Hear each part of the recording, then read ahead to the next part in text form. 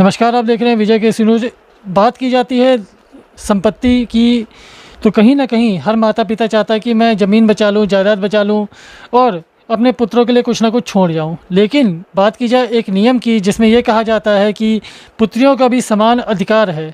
उस नियम के तहत कहीं न कहीं बात आती है जब समान अधिकार की, तो अब देखा जाता है कि पुत्रियाँ भी बढ़-चढ़ के हिस्सा ले रही हैं इस मामले में कि उनको भी उनका समान अधिकार दिया जाए। पर इस नियम के अंदर किस तरह की दिक्कत परेशानियों का सामना करना पड़ रहा है, वहीं बात आती है कि इस नियम को एग्जैक्टली जानना बहुत ज़रूरी है कि ये नियम है क्या।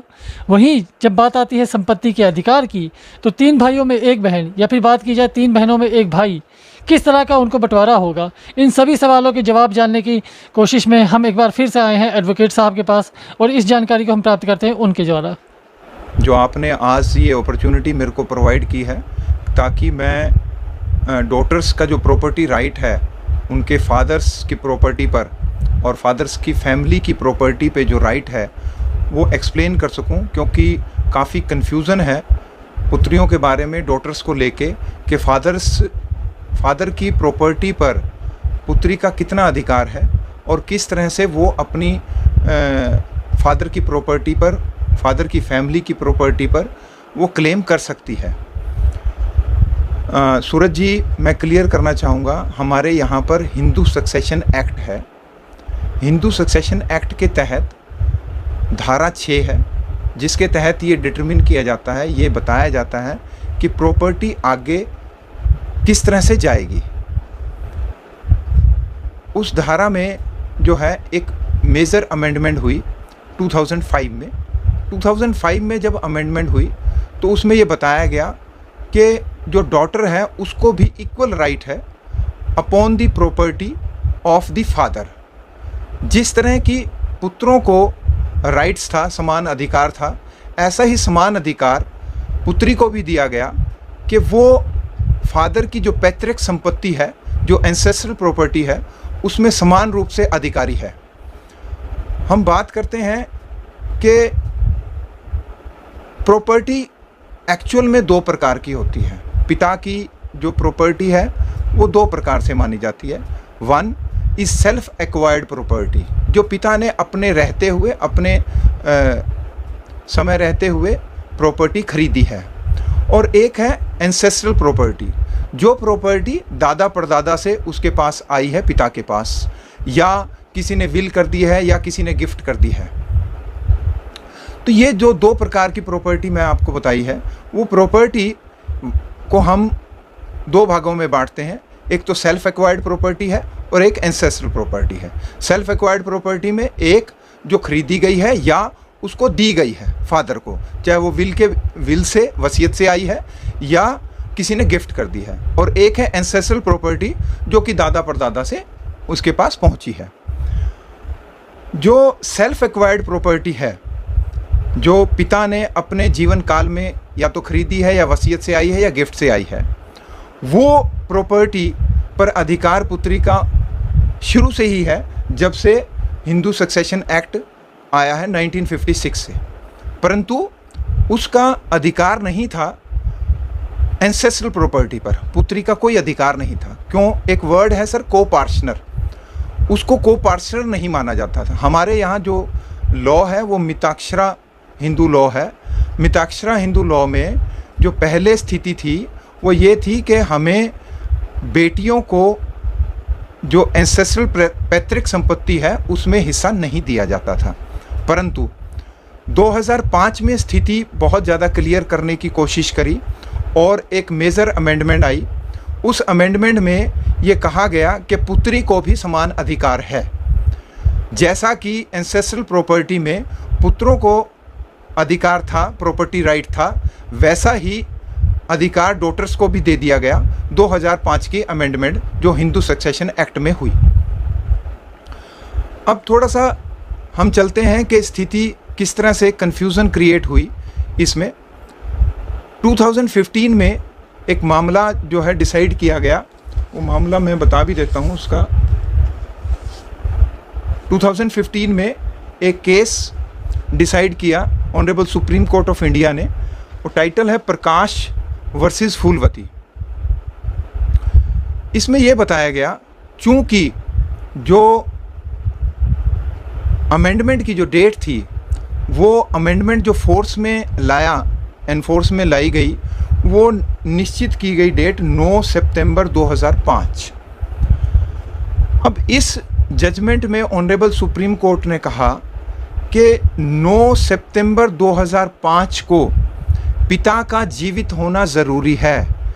यदि पिता नहीं जीवित है 9 सितंबर 2005 को, क्योंकि ये अमेंडमेंट जो है वो 9 सितंबर 2005 को इन्फोर्स में हुई, तो इसलिए 9 सितंबर 2005 एक डेट फिक्स कर दी गई, क्योंकि commencement of the amendment act 2015 की जो डेट है वो 9 सितंबर 2005 मानी गई।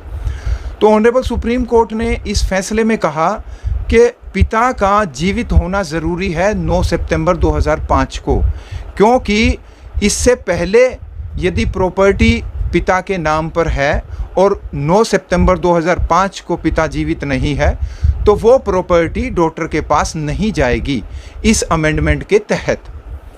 परंतु उसके बाद में एक और मामला supreme court, honourable supreme court of India के सामने आया, जो कि था धनम्मा वर्सेस अमर। धनम्मा वर्सेस अमर जो 2018 में डिसाइड हुआ। धनम्मा वर्सेस अमर में ऑनरेबल सुप्रीम कोर्ट ने और ज़्यादा क्लैरिफाई करने की कोशिश करी, और उसमें यह कह दिया गया कि कोपार्शनरी जो राइट है वो बाय बर्थ होता है। जैसा कि पुत्रों को कोपार्शनर माना जाता है बाय बर्थ, ऐसा ही पुत्रियों को, डॉटर्स को भी बाय बर्थ ही माना जाएगा। और जो 9 सितंबर 2005 की बात पहली वाले जजमेंट में की गई थी, वो उन्होंने एक तरह से निरस्त कर दी, एक तरह से नहीं मानी, और ये कहा गया कि पिता के जीवित रहने का या ना रहने का 9 सितंबर 2005 से पुत्रियों के पैतृक संपत्ति के राइट पर कोई प्रभाव नहीं पड़ता है। उनका बाय बर्थ राइट है, और जब से एंसेस्ट्रल प्रॉपर्टी में विभाजन होगा तो पुत्रियों को भी, डॉटर्स को भी जो इक्वल राइट्स दिया जाएगा एज कंपेयर टू सन। जितने भी पुत्रों को राइट दिए जाएंगे वो पुत्रियों को भी राइट दिए जाएंगे।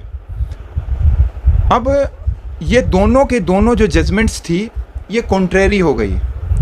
जब कॉन्ट्रेरी जजमेंट हो गई तो दोनों जजमेंट्स के जब पॉइंट्स सिमिलर थे, परंतु जो डिसीजन दिया गया वो अलग थे दोनों, इसलिए सुप्रीम कोर्ट ऑफ इंडिया ने इसको फाइनली डिसाइड किया कि स्थिति क्या होनी चाहिए, क्योंकि दोनों के दोनों जजमेंट परस्पर विरोधी थे। डिसाइड होने के लिए एक 3 जजेस बेंच जो है ना कॉन्स्टिट्यूट किया गया, और मामला आया विनीता शर्मा वर्सेस राकेश शर्मा।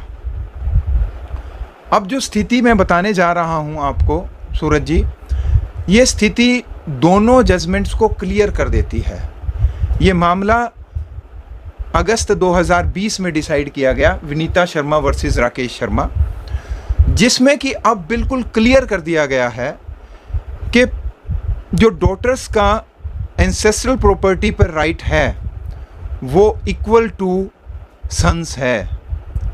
जैसा पुत्रों को मिलेगा अधिकार और शेयर अपने पिता की प्रॉपर्टी में, एंसेस्ट्रल प्रॉपर्टी में, वो वैसा ही अधिकार और संपत्ति अधिकार सेम एज इट इज़ वो पुत्रियों को भी दिया जाएगा, डॉटर्स को भी दिया जाएगा। यहाँ पे एक सवाल बनता है जी। कि आज की डेट में भी देखा जाता है कि लड़कियों को दहेज देकर या कहीं दहेज प्रथा भी कहीं ना कहीं हट चुकी है, उसके बावजूद भी चलिए लड़की को सुपुर्द करके शादी कर दी जाती है। वहीं जब बात आती है कि पैतृक संपत्ति पे हक का, तो इस मामले में भी काफ़ी विवाद उठते दिखाई दे रहे हैं कि अब लड़कियां जानबूझकर चाहती हैं कि उनके माता पिता की संपत्ति में उनका हक मिले, या फिर कहीं ना कहीं देखने को मिलता है कि उनके सास ससुर के दबाव में आकर भी ऐसे कदम उठाए जाते हैं। इसके बारे में कोई प्रावधान? देखिए सूरज जी, जब भी कोई कानून पारित किया जाता है वो वेलफेयर के लिए होता है, कल्याणकारी होता है वो। वो इस चीज़ को देखते हुए नहीं पास होता है कि किस तरह से जो है ना उसको भविष्य में लोग मिसयूज़ करेंगे। वो ये देखते हुए पारित किया जाता है कि जो कॉन्स्टिट्यूशन ऑफ इंडिया ने अधिकार दिए हैं अपने सिटीज़न को, जिसमें कि इक्वलिटी एक अधिकार है, जेंडर के नाम पे आप किसी को भी कम या ज़्यादा अधिकार नहीं दे सकते। ऐसे ही पहले ये अधिकार सिर्फ पुत्रों को प्राप्त था, जो कि एक जेंडर डिस्क्रिमिनेशन था। उस जेंडर डिस्क्रिमिनेशन को ख़त्म किया है ऑनरेबल सुप्रीम कोर्ट ने, और जो 2005 की अमेंडमेंट आई हिंदू सक्सेशन एक्ट में, अब पुत्रियों को भी वही अधिकार मिलता है। अब मैं यदि एक स्थिति आपको उत्पन्न करके दूं तो ये किया जा सकता है कि मान लो हस्बैंड की डेथ हो गई है, उसकी शादी हो गई, शादी होने के बाद हस्बैंड की डेथ होगी, जो हस्बैंड के माता पिता हैं, जो उसके सास ससुर हैं, वो तो उसको प्रॉपर्टी में कोई भी राइट दे ही नहीं रहे हैं individually as a daughter in law. अब डॉटर को वो कहाँ जाएगी, उसके लिए एक ये जेंडर डिस्क्रिमिनेशन हटाते हुए उसको अधिकार दिया कि आप अपनी जो पैतृक संपत्ति है, अपने फादर की जो पैतृक संपत्ति है, उसमें आप अधिकारी हैं, और आपको जैसे पुत्रों को अधिकार दिया गया है एंसेस्ट्रल प्रॉपर्टी में, ऐसा ही अधिकार आपका है।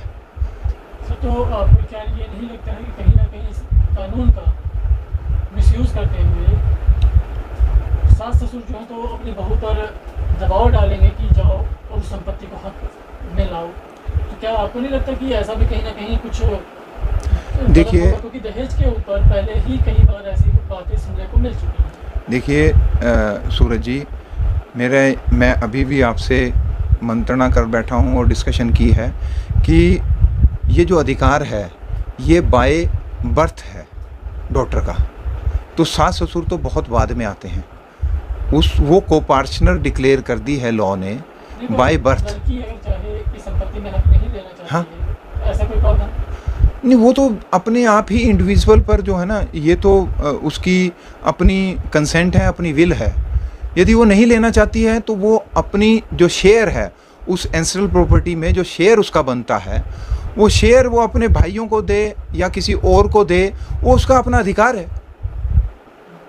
ठीक है। हाँ, एक चीज़ मैं क्लियर करना चाहता हूँ, और बल्कि यदि मदर जो पुत्री है उसका यदि देहांत भी हो जाता है, उसके बाद जो उसके आगे पीढ़ी है, उसके जो बच्चे हैं, वो भी अधिकारी हैं अपने नाना की प्रॉपर्टी पर। यदि वो एंसेस्ट्रल प्रॉपर्टी है तो